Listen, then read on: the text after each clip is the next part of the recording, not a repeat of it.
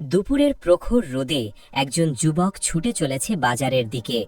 তার মুখে উদ্বেগ, চোখে প্রচুর রাগ। তার নাম হলো সালমান। বয়স মাত্র 25, কিন্তু মুখের ভাঁজে ছিল ক্লান্তি আর হৃদয়ে ছিল অস্থিরতা।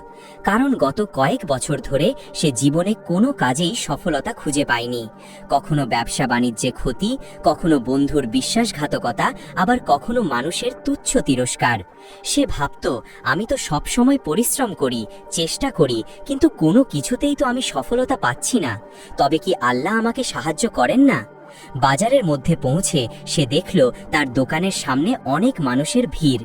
গত রাতে ঝড়ের জন্য দোকানের ছাউনি ভেঙে পড়েছে, পণ্যের ক্ষতি, আর এই জন্যই মানুষ তার দোকানের সামনে ভিড় করেছেন।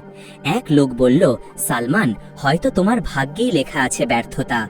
অন্যজন বলল, রাগ কমাও ভাই, না হলে দোকান নয়, তোমার মাথাই ভেঙে যাবে।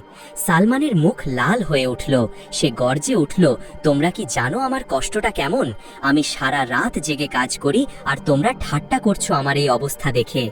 তার কণ্ঠ এত জোরালো হয়ে উঠল যে আশপাশের মানুষ চলে যেতে লাগলো। কেউ হাসতে হাসতে চলে গেল, কেউ মাথা নেড়ে চলে গেল, কিন্তু কেউ তাকে কোনো রকম সান্ত্বনা দিল না। অন্যদিকে বাজারের শেষ প্রান্তে বসেছিলেন এক দরবেশ। দীর্ঘ সাদা দাড়ি, মুখে প্রশান্ত নূর, হাতে কাঠের লাঠি।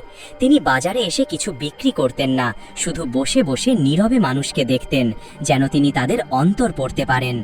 তিনি